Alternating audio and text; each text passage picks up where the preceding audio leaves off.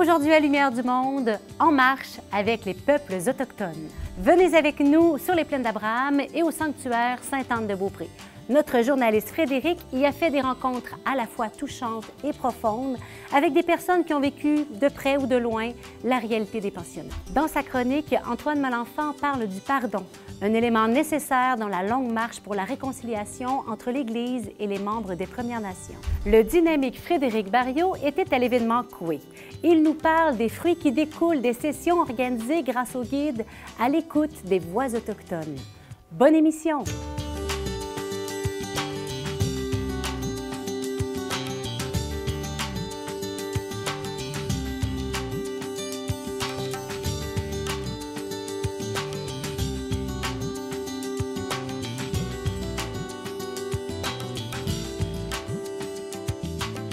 J'espère vraiment que ça va être un processus de pardon, vraiment que les Autochtones vont se sentir vraiment respectés et aimés par l'Église malgré tout ce qui a été vécu.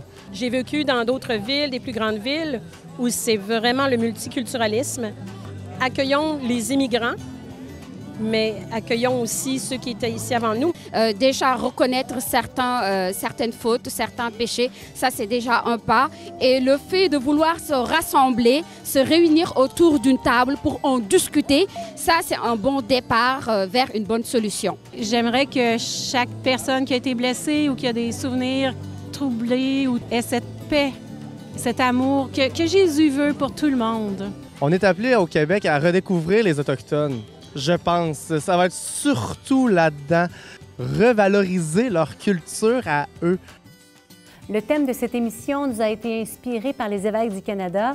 Dans un message écrit à la fin du pèlerinage du pape François, il disait « La réconciliation est un cheminement qui nous concerne tous et la présence du Saint-Père a été une source d'espoir et d'inspiration pour les Canadiens et les Canadiennes de tout le pays.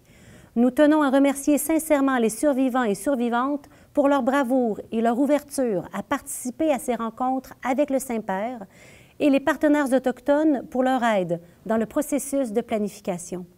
Nous avons la chance d'avoir participé à ce pèlerinage pénitentiel et nous terminons cette semaine avec un espoir renouvelé de marcher ensemble vers un avenir meilleur. » Vous le savez, nous commençons habituellement l'émission avec un ou une invitée ici en studio.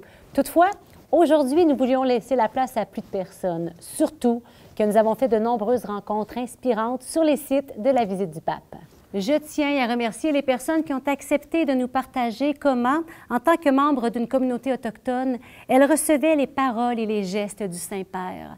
Merci à vous, Sandra, Jay, Jacob et Roger. Merci à vous aussi, survivants et survivantes des pensionnats qui marchaient avec nous.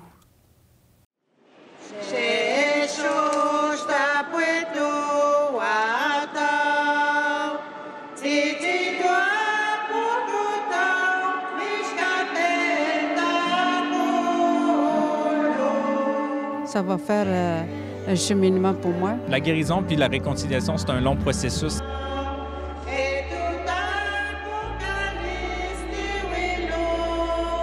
La guérison est commencée. J'espère que ça va continuer. On est encore un peu réticents, par exemple. Bonjour à tous, nous voici sur les plaines d'Abraham. On va aller recueillir les témoignages de gens ici présents pour savoir pourquoi ils sont ici aujourd'hui et qu'est-ce que représente la venue du pape pour eux à Québec. Comment vous avez réagi quand vous avez su que le pape venait au Canada? Ça fait un soulagement parce que ça va faire un cheminement pour moi. Le pardon, c'est important parce que je suis un des catholiques que j'ai vécu avec le pensionnat. J'ai appris beaucoup la religion, puis avec le pape, ça va nous aider à enlever le mal, la souffrance qui est ici. Ça va m'aider en tout cas. Je suis contente qu'il soit ici.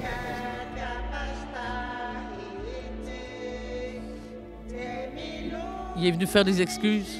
On va entendre ce qu'il a à dire, c'est sûr. On va l'écouter. On est un peuple à l'écoute, tellement aussi. Puis on a appris à écouter avant de parler. Beaucoup. Pour moi, Moi, personnellement, pour être bien honnête, j'attends pas vraiment grand-chose, tu sais. Déjà qui s'est forcé pour venir au Canada, c'est déjà un pas, comme je t'ai dit. Mais moi, personnellement, je veux montrer. Parce que quand tu regardes l'histoire des pensionnats, c'était vraiment vouloir éliminer l'Indien dans l'enfant. Puis moi, ce que je viens faire ici avec mon tambour, c'est venir montrer qu'ils n'ont pas été capables de faire ça. Qu'on est encore ici, puis on est fiers, debout.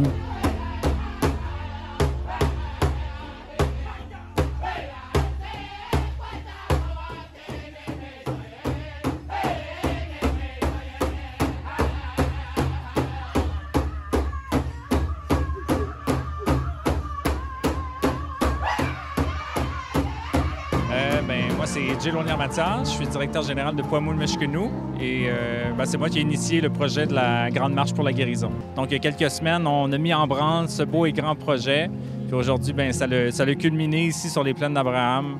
Les 13 marcheurs, on s'est présentés sur scène, présenté notre démarche, parler de notre guérison collective, mais aussi de la guérison individuelle qu'on a pu faire à travers ce beau et grand projet. Il se trouve derrière moi, ces gens-là, des êtres exceptionnels que j'ai rencontrés. Vraiment, je suis reconnaissant à la vie d'avoir fait en sorte que nos chemins se soient croisés. J'allais demander dans quel état d'esprit étiez-vous pendant ce pélerinage? Bien, moi, principalement, je pensais à mon père, que je venais de perdre justement durant la nuit du jeudi matin où on est parti de Mashtebouyash. Mon père est décédé. Puis, excusez-moi. Puis, je pense qu'il nous a tenus tout le long, puis qu'il est encore là avec nous encore, puis qu'il est fier, parce qu'on la sent la fierté. On la sent la fierté de notre peuple, on la sent la fierté de nos nations.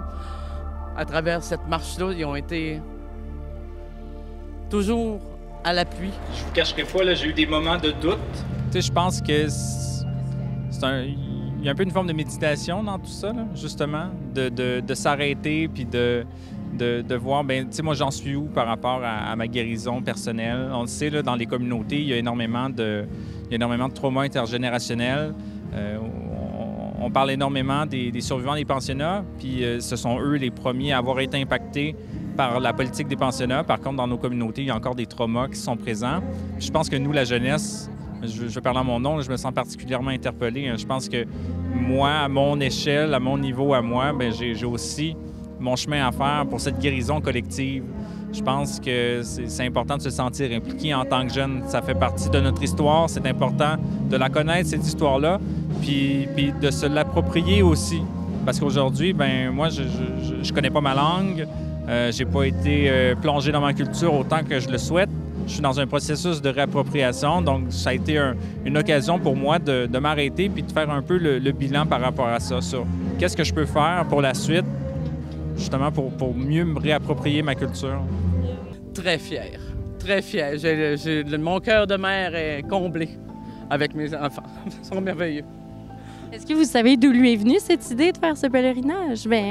C'est avec une amie, ils jasaient de ça, puis à l'avenue du Pape, quand ils ont su que l'avenue du Pape arrivait, puis là, ils pensaient aux survivants des pensionnats, dont sa grand-mère qui en était une, à Sakoukoum.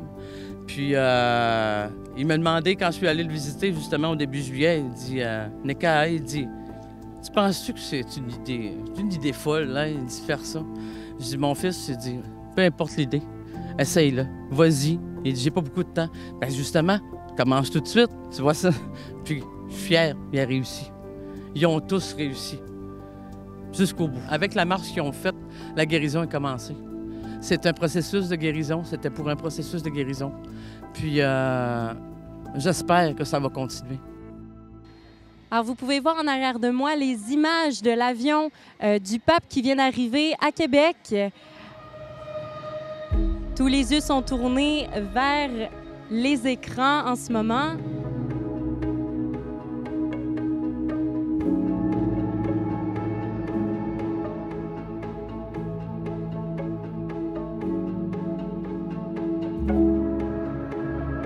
J'aimerais ça que vous mettez votre main sur votre cœur, chacun. Le cœur, ça peut servir de bâton de parole en même temps. Mais c'est là que le Créateur a mis la sagesse aux humains. Et on doit souvent aller se rappeler ce geste important du cœur, de justement aller se connecter à cette sagesse-là.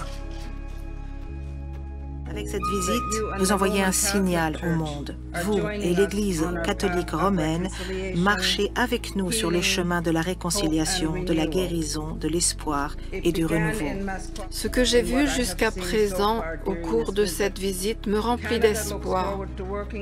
Le Canada a hâte de travailler avec le Saint-Siège sur la réconciliation, ainsi que sur de nombreux autres enjeux mondiaux et urgents, comme la promotion de la paix et de l'éducation, l'élimination des barrières, la lutte contre la pauvreté et les maladies et le rétablissement de la confiance.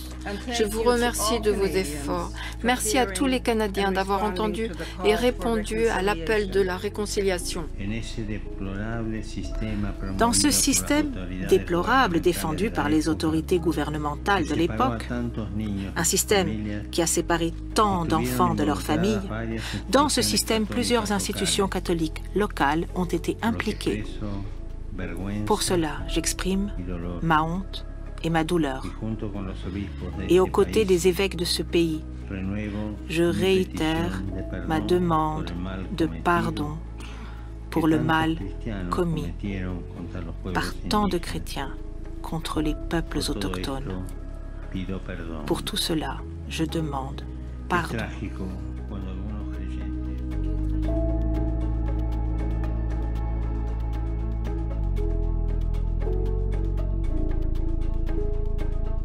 C'est sûr que c'est déjà un pas énorme vers la réconciliation. Et on est encore un peu réticents, par exemple.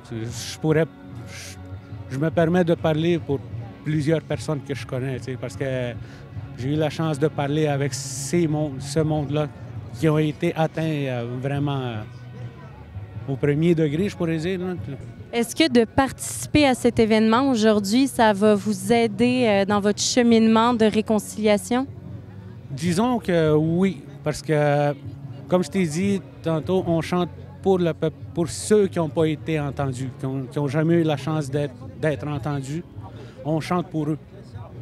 Et c'est comme si on portait la voix des milliers d'enfants qui sont disparus à travers le tambour. Tu sais. Et, dans le fond, c'est le tambour qui résonne, qui fait entendre toutes les petites voix. Là.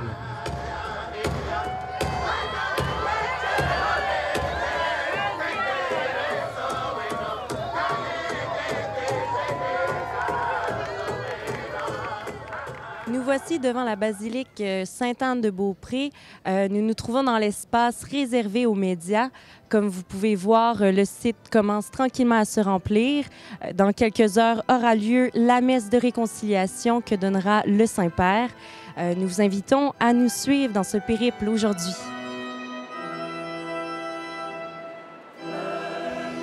Moi, c'est Roger Twantz. Je viens de Rouyn-Noranda et je suis de la nation Ojibwe. Est-ce que vous attendez quelque chose en particulier de la messe qui va avoir lieu là, dans quelques instants?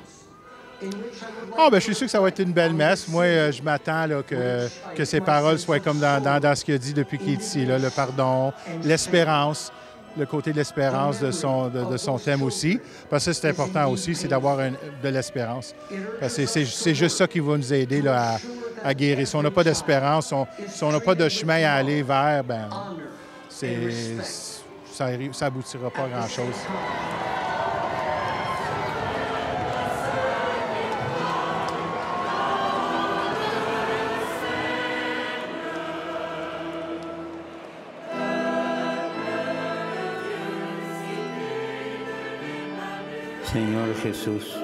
Seigneur Jésus, tu es notre chemin, notre force et notre consolation.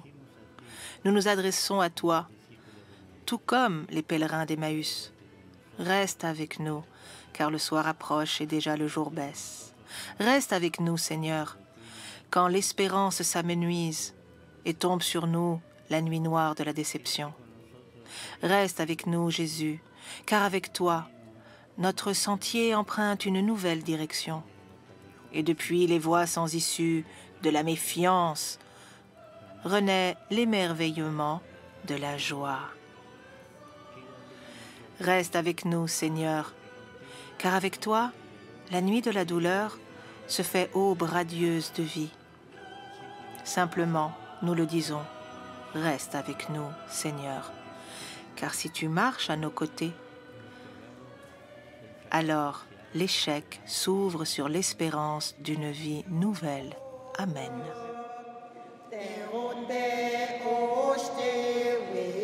L'espérance. S'il y a une chose qui teinte les témoignages des hommes et des femmes que nous avons rencontrés au cours des 2 derniers jours et que nous devons retenir de cette visite papale, c'est bel et bien l'espérance. L'espérance d'un futur plus lumineux, l'espérance d'une réelle réconciliation entre les peuples autochtones et l'Église catholique, l'espérance de marcher ensemble pour mieux se comprendre.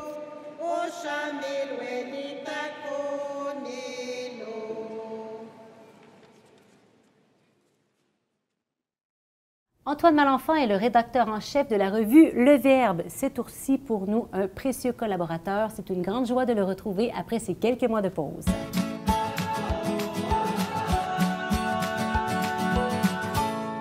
Bonjour Antoine. Salut Geneviève. C'est un grand plaisir de te retrouver. As-tu passé un bel été avec ta famille? Oui, un très bel été avec les miens. On a eu des bons moments ensemble. Je suis très heureux d'être de retour à l'émission avec toi. Alors, on est parti. Justement, juste avant la venue du pape François, ton équipe et toi, vous avez publié une édition du Verbe spéciale ayant pour titre « Pardon, le long chemin de réconciliation entre l'Église et les peuples autochtones ». C'est un sujet délicat, complexe. Peux-tu nous en glisser quelques mots?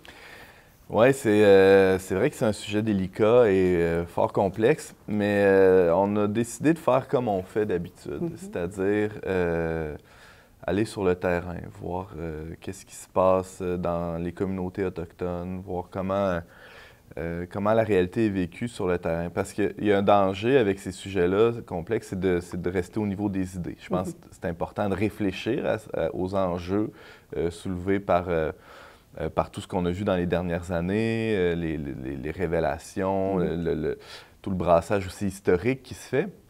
Mais si on veut avoir le pouls, si on veut justement aller voir comment ça se vit concrètement, il faut aller sur le terrain. Et c'est un peu de cette manière-là qu'on a travaillé pour préparer ce numéro-là. On a envoyé des journalistes à Manawan, sur la Côte-Nord aussi. Donc, si on parle de pardon, donc c'était le thème, hein, c'est un long chemin. Comment vivent ces étapes de pardon, puisqu'on parle d'un chemin? C'est le pape, hein, le pape a reçu des membres des Premières Nations en avril, je crois, là, en amont là, de sa venue.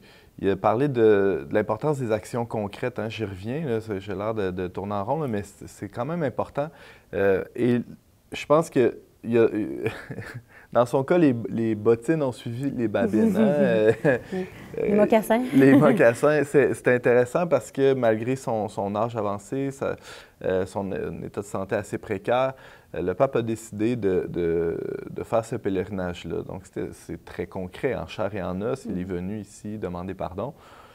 Et disons, ça nous donne un indice à nous, les croyants, comment on peut s'engager sur ce chemin-là. C'est en chaussant nos mocassins ou en chaussant nos bottines, nous aussi, puis en allant à la rencontre des membres des Premières Nations. Richard Desjardins, là, le chanteur, parle du peuple invisible. Hein. C'est vrai que c'est des réalités qui sont, somme toute, assez invisibles ou invisibilisées, là, les réalités autochtones au Canada et au Québec. Et là, le temps d'une semaine, c'est devenu un peuple visible, des peuples visibles. Dans les médias, dans l'Église, dans l'ensemble de la société, on a pu voir c'était quoi les réalités, justement, qui se passaient sur les communautés. Les problèmes de logement qui ont refait surface. On a pu voir des belles choses aussi. On voit, c'est un élément, ça a l'air d'un détail, mais on a pu découvrir, ça a été un étonnement là, dans notre gang dont on n'est pas du monde, là, on a pu découvrir comment les communautés autochtones ont une vitalité insoupçonnée. Et ça se traduit, entre autres, par un rapport à la vie qui est un peu confondant pour nous, occidentaux, là, que nous sommes. Quel est-il? Ben, c'est-à-dire qu'ils ont, on parle dans l'Église d'ouverture à la vie, là, ils ont assez d'espoir en l'avenir pour donner naissance à plusieurs enfants par famille. Et ça, on pourrait penser le contraire, étant donné les conditions de vie difficiles parfois. Mais c'est l'avenir de ces communautés-là et dans leurs enfants. Et c'est un bel avenir à bien des égards, je pense. Puis ça, c'est très peu souligné. C'est une richesse incroyable qu'on peut voir là, dans plusieurs communautés. Merci Antoine. Je rappelle que tu es le rédacteur en chef de cette magnifique revue, Le Verbe, et aussi animateur de l'émission On n'est pas du monde, qu'on peut suivre. Chaque semaine sur YouTube, sur les réseaux sociaux. On est aussi parfois à la radio, là, mais le plus simple, c'est de nous suivre sur les réseaux sociaux. Merci beaucoup pour votre beau travail. Merci à vous, Geneviève. L'évangélisation ensemble. Oui. À bientôt. C'est à l'issue d'une démarche de conversion personnelle et institutionnelle que le guide à l'écoute des voix autochtones est né. C'est un outil approprié pour entrevoir la vie à partir du point de vue des Premières Nations. Nous l'oublions parfois, mais un grand nombre de personnes autochtones vivent en ville, en dehors de réserve. Ainsi, nous sommes toutes et tous en contact avec des membres des Premières Nations, un jour ou l'autre, parfois sans le savoir.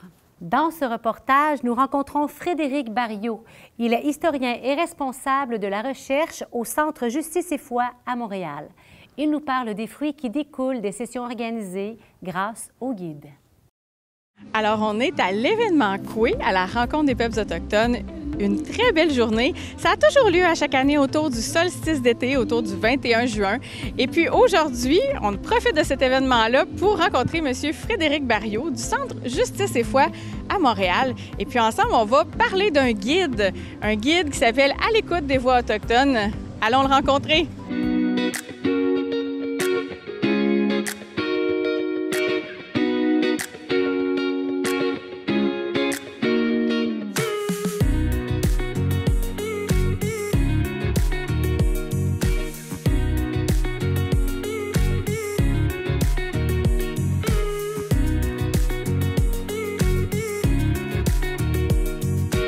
Bonjour Frédéric. Bonjour. Ça va bien? Très, très, très bien. Merci d'être là aujourd'hui. Écoute, tu connais bien le livre « À l'écoute des voix autochtones ».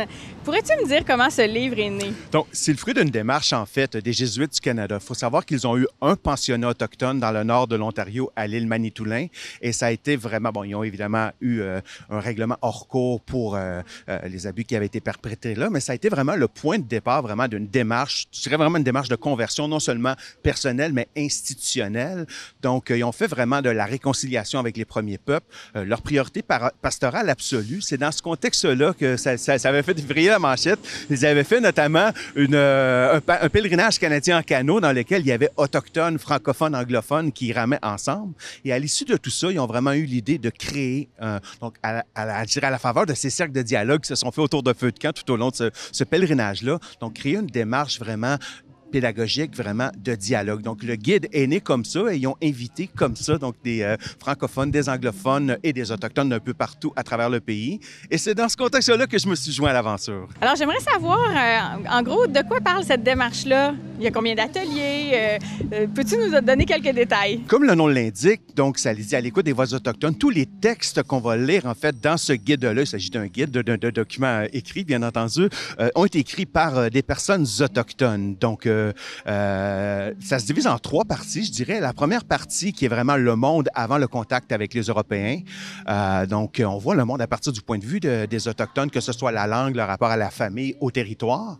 La deuxième partie, la plus douloureuse mais nécessaire, aborde les questions douloureuses comme celle des pensionnats, évidemment, mais celle du colonialisme et de la dépossession. Et la dernière partie, qui ouvre vraiment sur un horizon d'espoir, c'est les voies, justement, de la guérison et la voie de la réconciliation telles qu'elles peuvent être vécues en dialogue.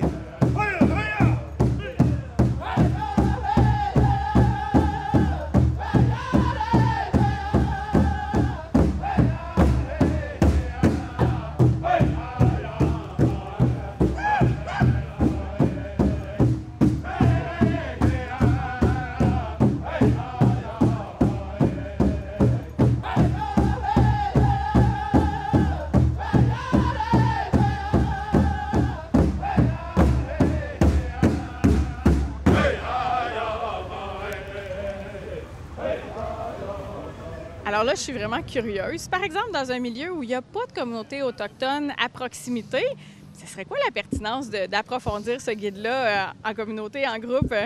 Donc, c'est l'occasion justement d'être conscient de ce lourd passé, bien entendu, mais aussi, sans le savoir, il y a des personnes autochtones qui vivent dans nos communautés. Plus de la moitié des Autochtones au Québec vivent hors communauté.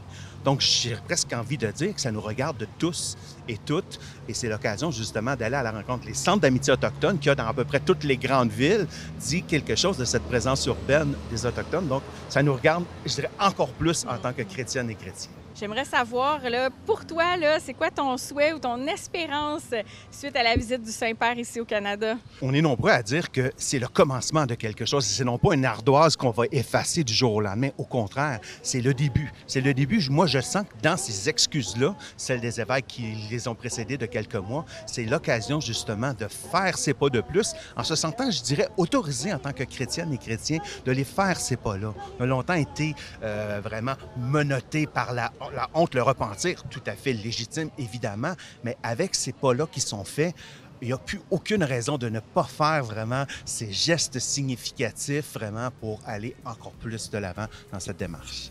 Alors, Frédéric, on est à l'événement Coué. On va aller en profiter ensemble, toi et moi.